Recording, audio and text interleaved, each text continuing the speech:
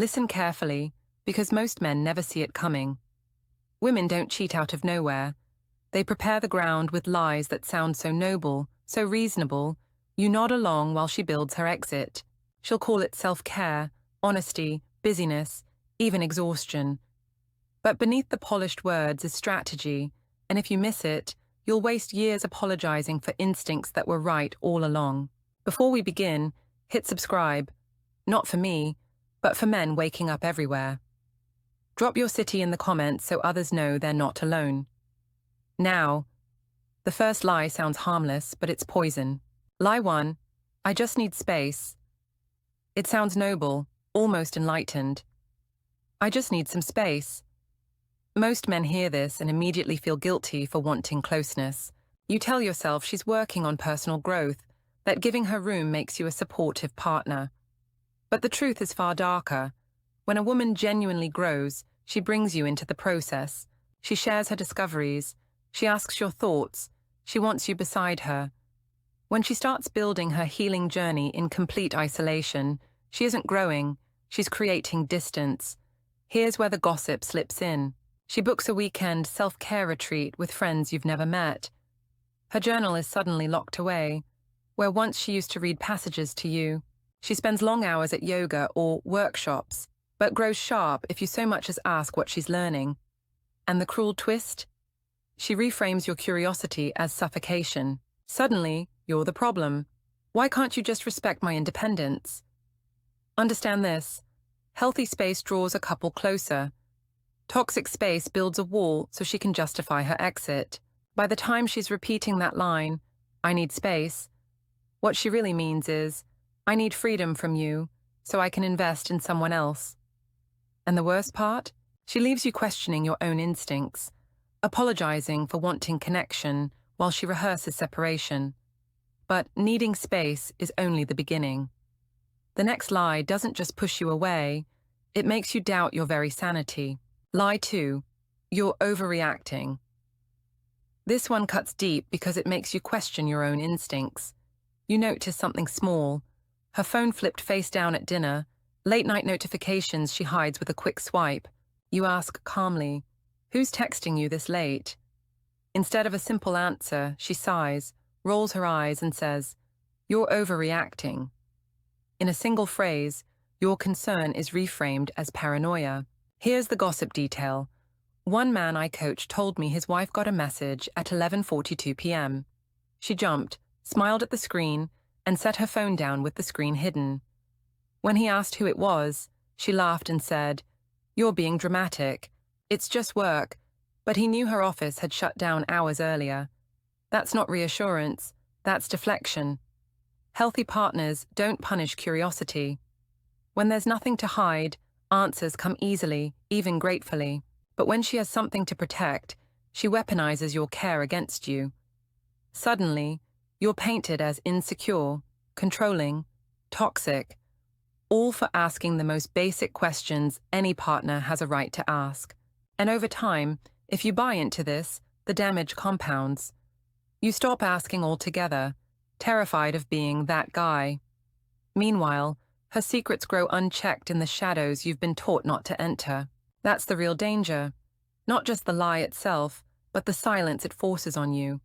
And once silence is secured, she's ready to move to her next disguise, the kind that pretends to be honesty itself. Lie 3. Let's just be honest with each other. On the surface, this one sounds perfect. What man doesn't want a partner who values honesty? She sits you down, looks serious and says, I think we should be completely open with each other. You feel relief, even hope. Finally, a breakthrough. But what she's really setting up is selective honesty, a system where you bear everything, while she carefully curates what she reveals. Here's the gossip detail. She'll ask about your childhood regrets, your financial fears, even ex-girlfriends you barely remember. She'll frame it as bonding, as true intimacy. And you'll share, because you believe that's what closeness requires. But when you flip the mirror, ask who she's been texting at 10 p.m., or why she suddenly hides her phone, the tone changes. Suddenly, you're interrogating her. She snaps, why can't you just trust me? After everything I've shared, you still want more? This is the trap. She feeds you enough vulnerability to keep you calm, then uses it as leverage to shame you for wanting balance. Meanwhile, her true secrets, her emotional energy, her late-night conversations, the new friend she swears is harmless, stay locked away. Real honesty flows both ways. It doesn't make you feel guilty for asking, but selective honesty is strategy. It keeps you disarmed, convinced you're unreasonable, while she builds her double life in the background. And when this disguise begins to fray, she falls back on the oldest cover of all, work. Lie 4. Work has me so busy.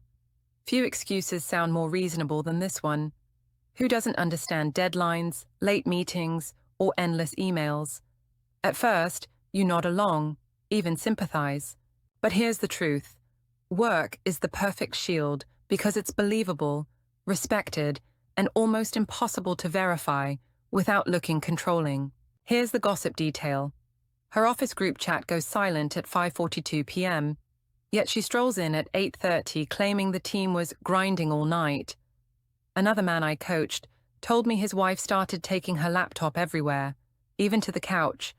But when he glanced at the screen, it wasn't spreadsheets, it was muted chats, carefully minimized the moment he appeared. The psychology is simple. Genuine busyness drains a person, but it doesn't rewrite timelines. If she truly stayed late, you'd see the fatigue, the natural flow of updates, maybe even small complaints about the workload.